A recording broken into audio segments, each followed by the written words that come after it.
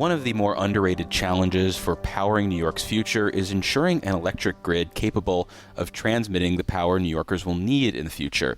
And while at least some of the infrastructure needs will require a costly overhaul, there are allegedly untapped efficiencies in the system that could still be maximized. And to that end, Democratic lawmakers are pushing a bill to determine where so-called advanced transmission technologies could be better deployed around the state. For more on the software and hardware tools that could improve the flow of electrons in New York, we're joined on the Capitol Press Room by Kristina Persaud, New York Policy Lead for the trade association Advanced Energy United. Thanks for visiting us in studio, Kristina. Thank you for having me. So, for starters, what are some of the challenges right now in getting electricity from, say, a power plant to the homes, businesses, and countless other entities that, need electricity to turn the lights on? Yeah, a lot of folks don't think about how the lights turn on, but an easy way to think about the grid, we talk about it in terms of generation, transmission, and distribution. An easy way to think about that is generation are farms. This is where the power is being produced.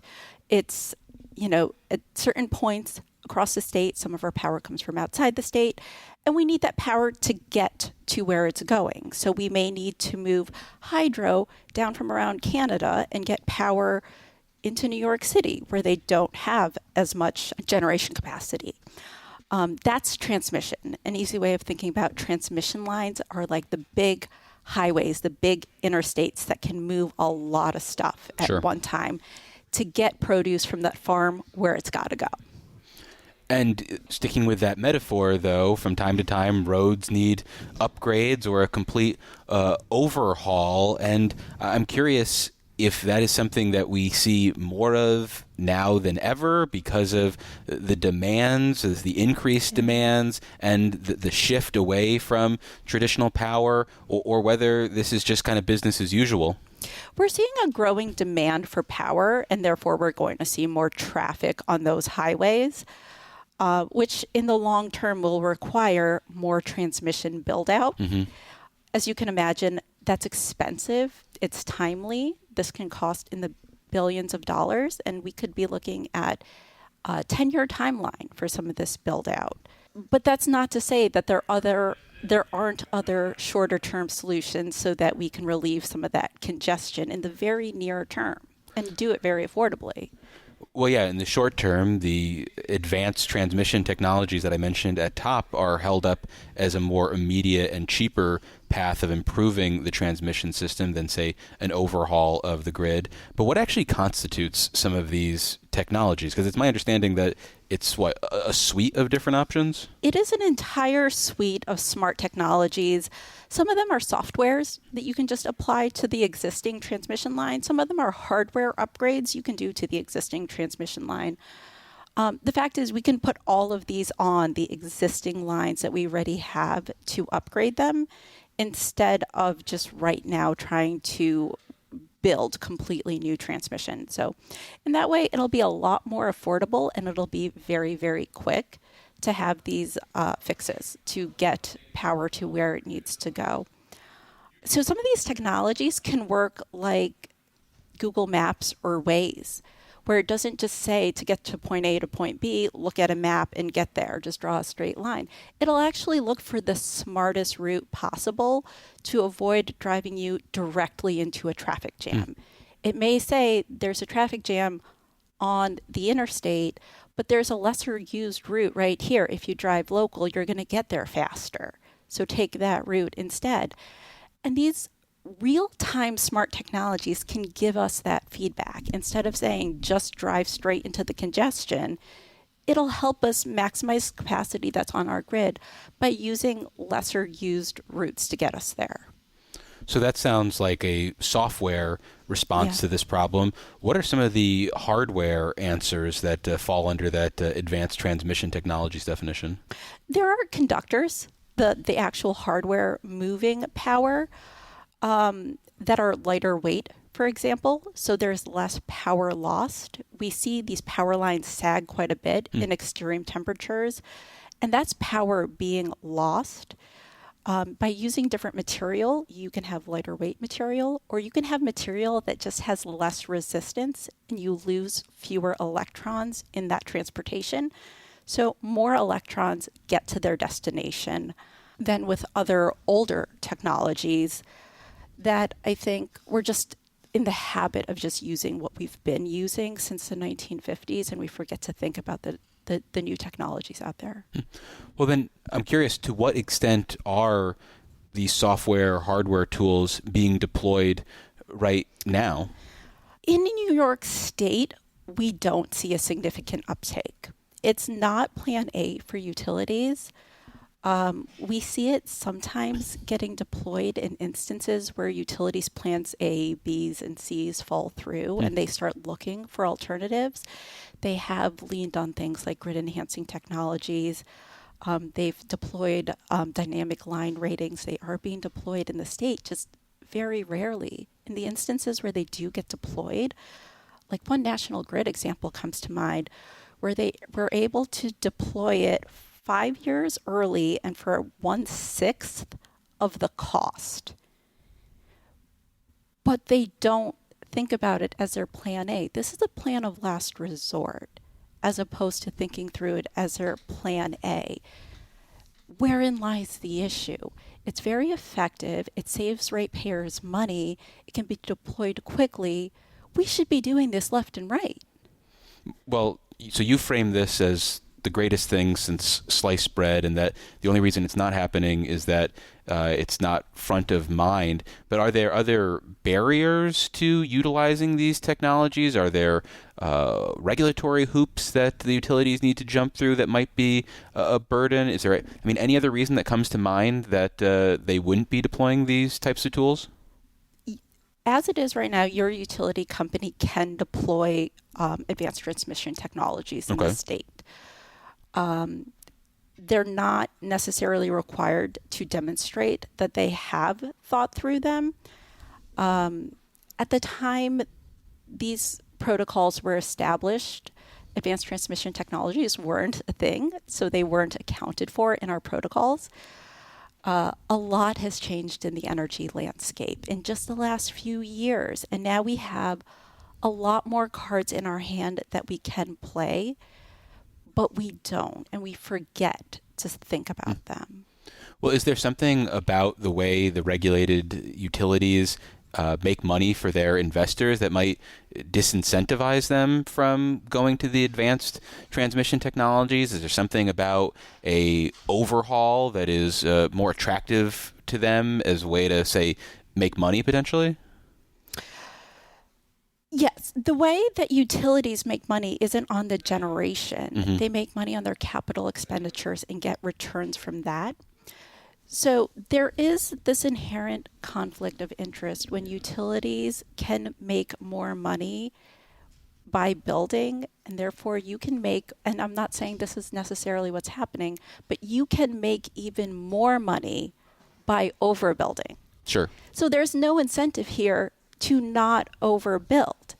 If I could get overtime by just staying at work, what is the incentive for me to not just bill extra hours to somebody else? All of these costs are borne by the ratepayer.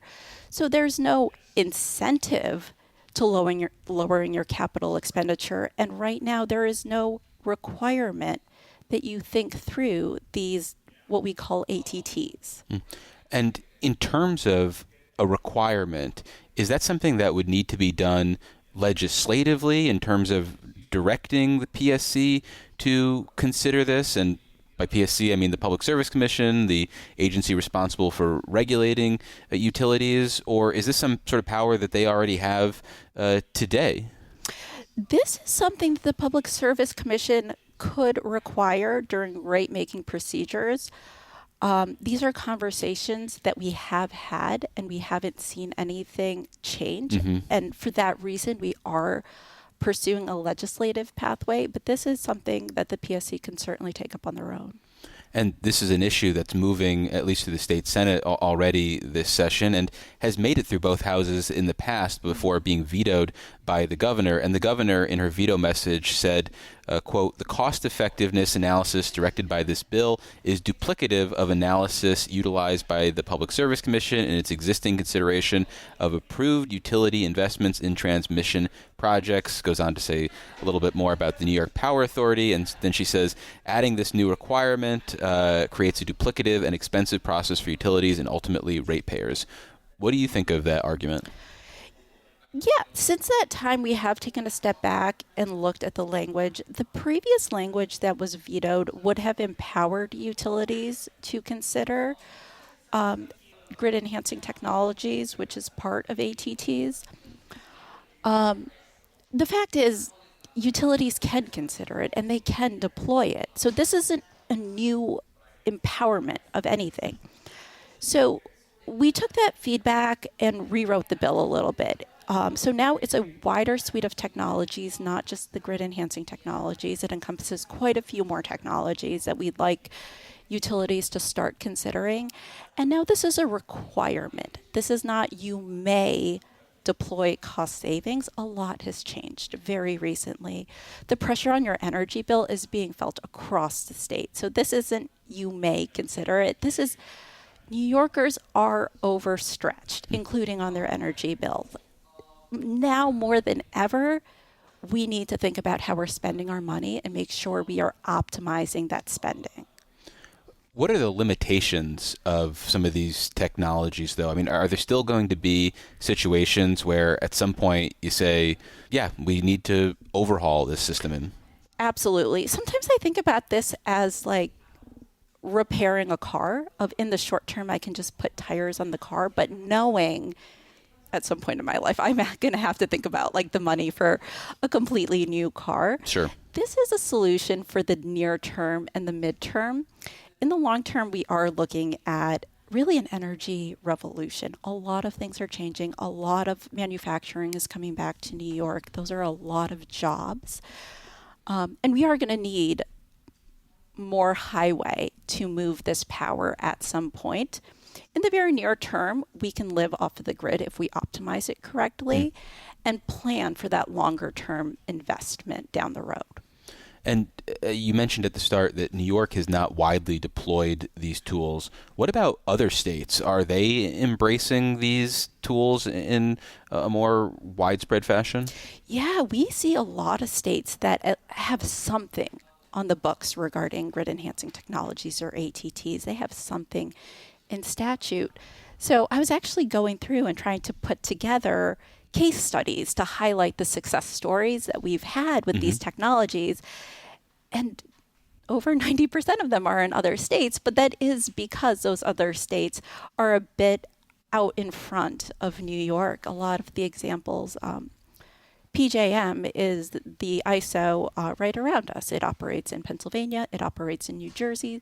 So our neighboring states, I can give you a lot of examples from the PJM territory that they were able to unlock like 40% of the capacity on their grid, which saves Pennsylvania and New Jersey a lot of money. But that's right across our border, and we're not doing those same things.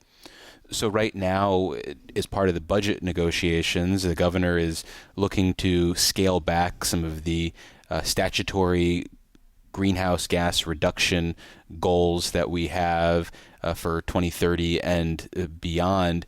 Are you trying to make this part of that conversation? Are you framing this to the governor as, hey, if you're looking to promote that A-word affordability and still show off your green credentials, why not embrace this? I mean, are you leaning into the governor at all as part of your lobbying on this? We continue to have conversations with the governor's office on this.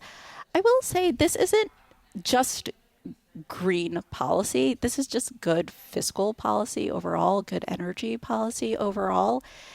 Our transmission lines move power regardless of how that power is generated. So that can move hydropower, which is clean, but that can also move electricity that was generated from fossil fuels. It just moves power.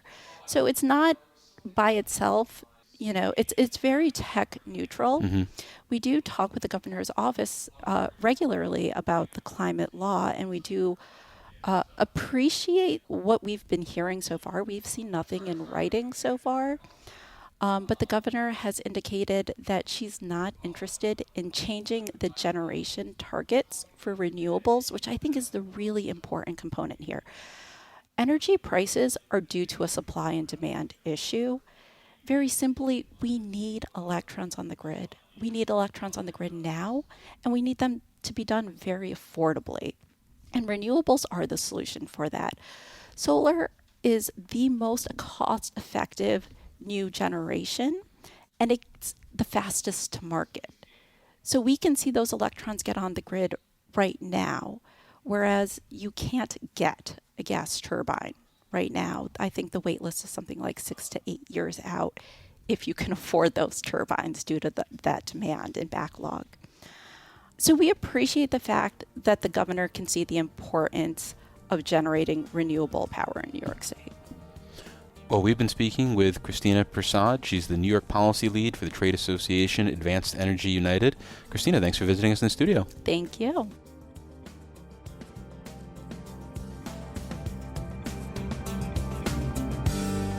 Support for the Capitol Press Room is provided in part by the Lawsuit Reform Alliance of New York. Fraud and lawsuit abuse impact car insurance costs for New Yorkers. Reforms are being proposed to mitigate their impact. Information on these reforms is available at keepnewyorkaffordable.org.